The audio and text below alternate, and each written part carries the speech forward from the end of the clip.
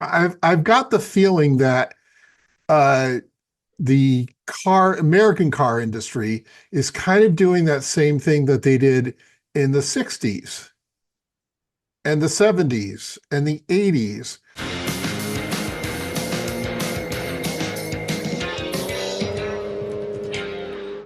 Welcome back to Car-Pinionated, our weekly show on cars, the car industry, and driving in general. I'm Doug Stewart, and I'm here with my brother Dave, who is our EV expert. That's what we're going to call you, Dave. And we're gonna talk a little bit about EVs. We're going to talk about a whole bunch of things. But so recently, I've got the feeling that uh, the American car industry is kind of doing that same thing that they did in the 60s and the 70s and the 80s, where they are not paying attention to the problem and then overcompensating and coming out with a bad solution to the problem and continuing to sell big cars with big V8s. Mhm. And I say this with my evidence being that uh, Ford is selling a lot of Raptors and a lot of big vehicles with V6s and V8s, and really just has one EV, um, the Mustang Mach-E. Okay, so as I was editing this, I realized that I had left out something very important. That Ford has its Universal Electric Vehicle program, which is a next generation architecture that will be used for a number of different vehicles going forward. It's also a modular platform, and it has new ways to assemble a vehicle. And right now they're working on a small pickup truck that will be an EV, and the projection is that it will come out next year. And and GM is not doing any kind of advancement on their EVs. They're still making them, they're still selling them. Chrysler seems to, Stellantis seems to be bringing out some new ones, but it just feels like there's a lot of kind of not looking and see what's in the mirror coming forward towards you. What what do you think? What are you thinking?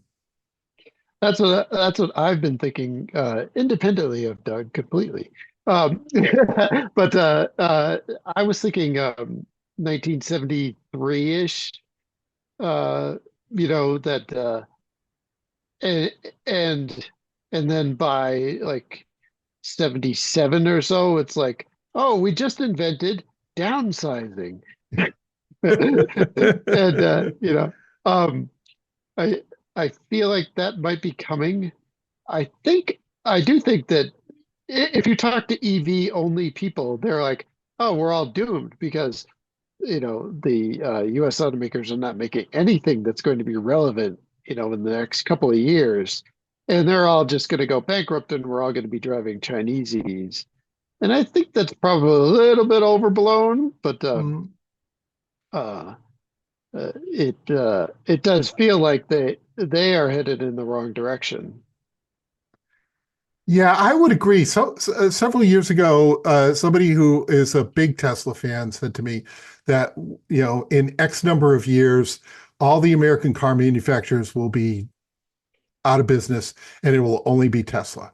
And I said, he didn't maybe say just, American automatic. He just said it kind of in general. And I said at the time, I said, I think that there will be some shakeout in the market, but I can't see all of them going away. And and I still can't, but I'm thinking more that some of them will not continue to be viable, right? Mhm. And I think that, in this country, they didn't see the sales that they were expecting, which I think their expectations were way overblown. I think that they miscalculated the product. I think on everyone's level they miscalculated the product, Mhm. um, because they went and designed these vehicles that are high end, right? that were very expensive and completely missed the low end of the market with a couple notable exceptions. I mean, the Leaf is probably the main exception, and the Bolt, right? Uh, And then even then they said, well, it's Bolt's doing great, but we're going to take a year and a half off, you know, and it'll come back. uh, And so one of the facts that I found in McKinsey's study that about 50% of global respondents plan to budget under $40,000 for their vehicle purchase across all vehicle segments, and 37%, which is up 4 percentage points from last year, indicate they plan to purchase a car in the A or B vehicle segment. So compact, subcompact. mhm. And when your average vehicle price is 50 plus thousand and your average EV price is 58,000, I just think it's like it's not the automakers are not thinking about that. I Yeah. mean, what do you agree? Do you disagree? Or am I just totally wrong? Well, I think they started out and they were feeling and getting information from consumers that they did not really like the idea of a short range EV. Mhm. Like a commuter car or something like that. They felt like, and historically they haven't made a profit on small vehicles anyway. It might have been a bias, but but they decided we don't need to do that. What we can do instead is, Tesla started out at the high end, worked their way down. Mhm. We could totally do that. But what they were, I think, missing was that all the people who bought those Teslas were very enthusiastic early adopter things.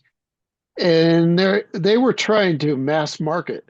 So they were thinking, we're going to sell however many 100,000 of these, but we would really like to sell them at $70,000.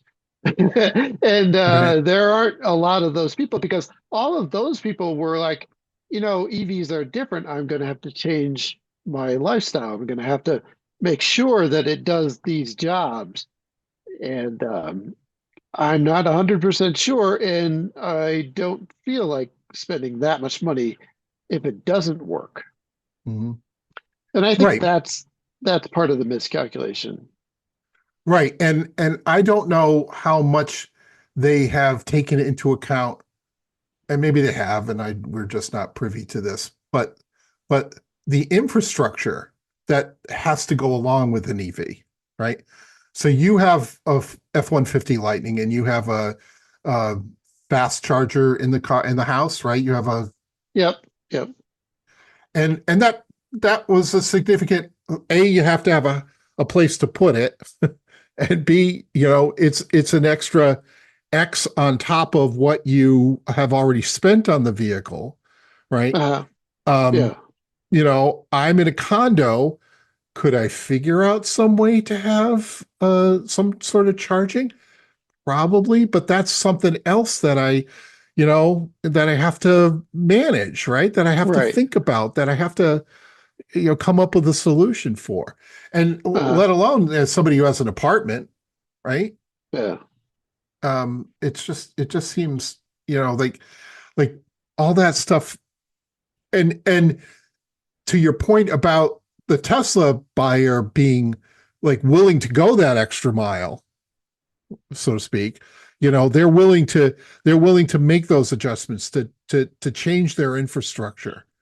Uh, And because they've bought into the whole A to Z idea of it, right? yeah. And they were, and they also took a lot of steps to solve that problem. Well, maybe not solve it, but, they were like, well, we're going to introduce cars and we're going to have a charging network. And everybody who was thinking about a Tesla was like, hey, that's great. I can Mhm. charge it. Fabulous. And, none of the people who followed them really started out with a charging network. Although Mhm. Rivian has kind of a charging network, and there's consortiums and partnerships and stuff like that. But really pretty far behind what Tesla is doing. And you have more experience than I do on charging. It used to be that like most of these, many of these, off-brand, different branded chargers didn't work really well. Uh, I don't know what yours experience has been.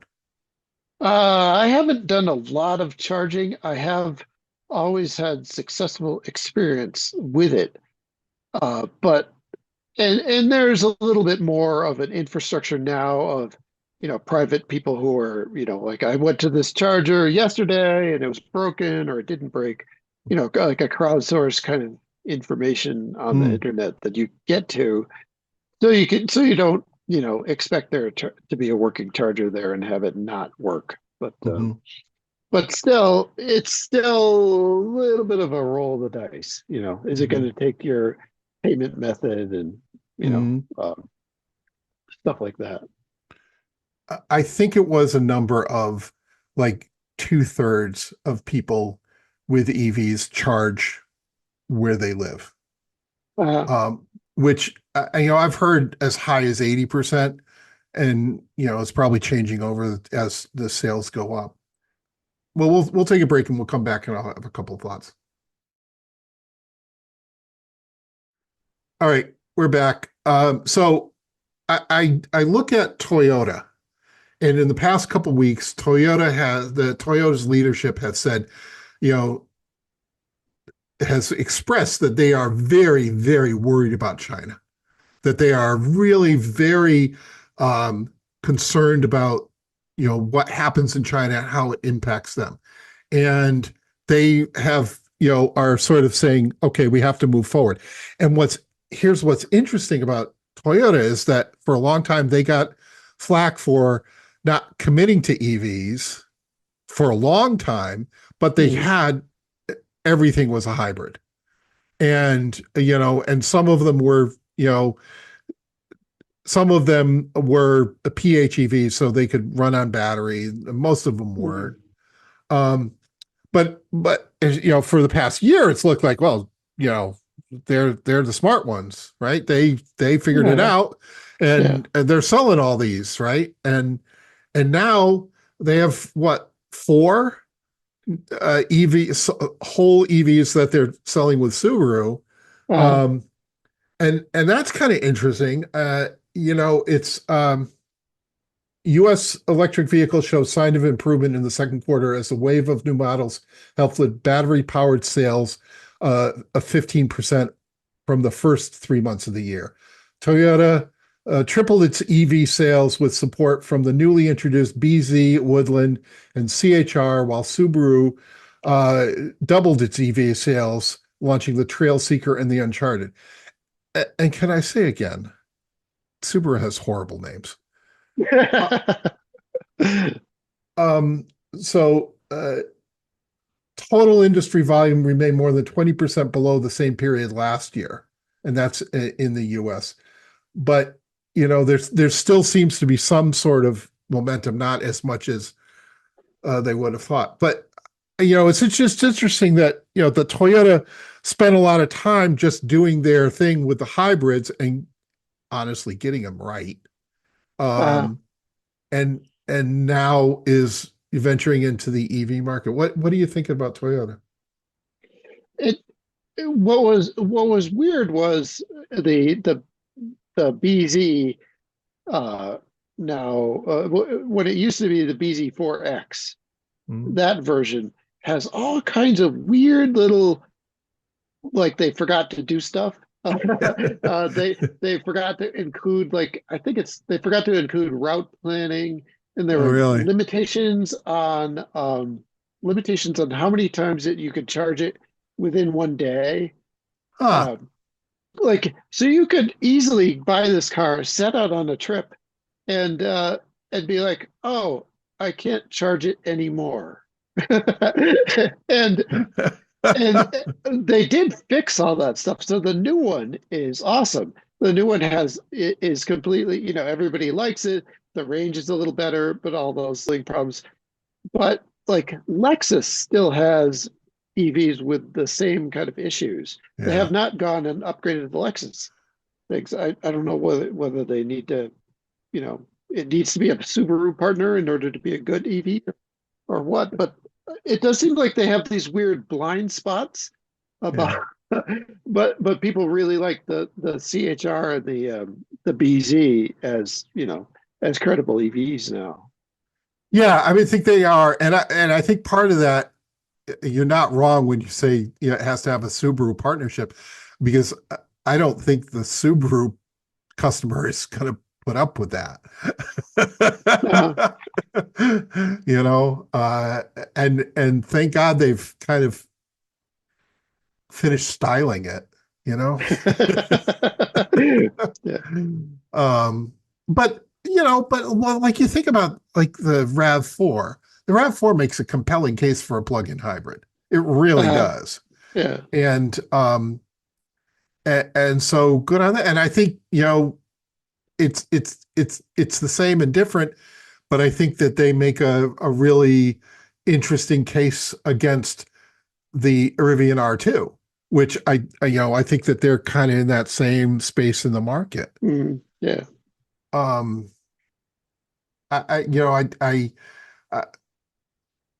I'm glad that they're doing this. I'm glad that they're focusing on it. They say this is a problem. We gotta work on it, because up in Michigan, uh, Ford Tuesday raised its full year profit forecast and said it is confident Americans would continue to buy pricey big pickups and sport utilities that dominate its lineup. Hmm. Okay. Yep. And people are going to continue buy the full size LTD. Who's going to want to give up their V8, Dave? Yeah, yeah, yeah. Small cars are for losers. One of He the was things is that like was sarcasm, folks. one of the things is that uh, I think it's Ford has a Geely partnership in where they're going to share a Yes. factory with Spain, and Yeah, something. Stellantis has a number of things in the works, a partnership with Leap Motors and Mhm. a lot of stuff that you don't see here because they're European partnerships. And Ford has a couple of Volkswagen shared models that they're Mhm. selling in Europe Mhm. also that are usually like sales, top of the sales charts. So it does not seem like they're unaware of the problem, and it doesn't Mhm. seem like if they had to tomorrow switch, they would do the same thing that they did in the 70s and 80s, where it would be like, this is our global model. And like the Fiesta had the row of flags on the thing Mhm. for a long time, and bringing in something that was a European partner or something like that. Yeah. And because the Chinese are have been looking for factory space in Hmm. Europe, right? Yeah. They and frankly, Volkswagen and pretty much all the European makers are like, well, you can have that one, or you could have that one, or you can have that one, and they have plenty of places to Yeah. to let them go. And then I think the whole thing about U.S. trade policy with tariffs is also a factor too, because I don't think we've ever been. I mean, just look at what happened in the 80s when they placed limits on the number of Japanese cars that could come here, right?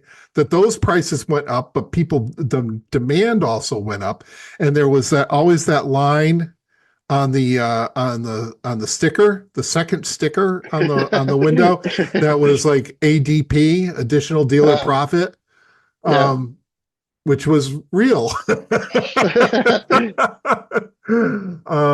Yeah, and I think part of this McKinsey report talks about consumers' interest in electric vehicles continues to grow, but regionally it differences persist. And you have this past year in China, 46% of vehicles, people are looking to buy an EV, and that's up from 18% 3 years ago. In the US, it's gone from 13% 3 years ago um, to, I'm sorry, that is the next car. I'm sorry, that is plug-in hybrid. 13% to 19% people in the US are wanting to be their next car to be a plug-in hybrid. 11 to 17% would be an EV only in the US, and that number in China has gone down from 39 to 37 in the past 3 years. Um, it's interesting, then the percentage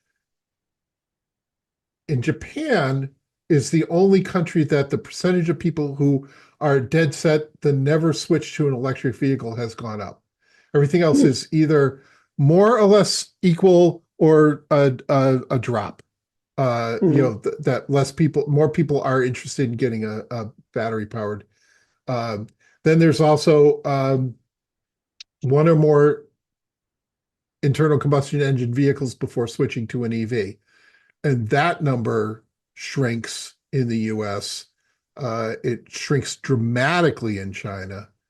And the other UK, Germany, and Japan also shrink. So people are sort of aiming towards it, right? But they're not. They're still not there. They're still not committing to it. And another part of the report says that consumers have less range anxiety, but they're still concerned with charging availability. And there's part of this report that I feel was written by somebody who doesn't actually like cars, or actually, I don't think knows a lot about the car industry. He really points out that that car makers have to do something, and they have to do it immediately. But his idea is to one of them is to standardize everything, so make powertrains more even across the board. No, that's not. No. No. This one is not going to go over well. Generate additional revenues across the entire lifetime of the vehicle and adjacencies. Yeah. Until you're the consumer. Yeah, that I'm sure would work out very good for the manufacturer, but people hate that. They don't want to have subscriptions in their car. I mean, it's one thing to pay for some useful item, pay for some useful part of it, right? A cell service or, Apple Music or something like that. But I don't want to pay for my heated seats. Yeah. I want them to work. Yeah. Right. And I have to, I've mentioned this a couple times, and I have to go find out what happened to it. But there was a bill in the New York State legislature that if equipment was installed on a car, a manufacturer couldn't charge a subscription for it, which I thought was a pretty good way. Other things that they said, deploy AI where it moves the needle. That's to me, right? That AI is a big, nice buzzword for consultants. Well, it would certainly be cheaper than consultants. You might have to cut this up, but Google, I go to the Google Finance page. Okay. And they're pushing AI. So they changed it now, and now it has AI features. And ask us anything about this or whatever. And then on the bottom left, there's a little fine print that says AI content may be, maybe false or maybe untrue. Factually incorrect, right? Yeah. And that's useful. Yeah. That wasn't on your other page. Yeah, and there are useful things for AI, but it's not the answer to everything. Totally my opinion. Yeah. All right. Any final thoughts, Dave? I do think that the adjustment to an EV, although I think I probably spent more time adjusting to it than I thought I would. Really? Having done a lot of research into it, and then looking back, I was like, oh, now I've adjusted it, and I feel kind of differently about a lot of the ways. But I don't think that it's beyond anybody. I would not be scared of um, just hopping into an EV and learning a few things that work differently, and not even that much different than stepping into a higher tech vehicle, a more modern vehicle, like oh, it has CarPlay now or something like that. What do I do with CarPlay? Okay. Yeah. Well, you jumped ahead light years in technological advances. Well, yeah. So I did have two or three adjustments that power windows was a big one. So Yeah. Yeah. I love power windows. All right. We're gonna land the plane here. Thank you for hanging out with me. Always appreciate your thoughts. And we will see everyone next time. okay.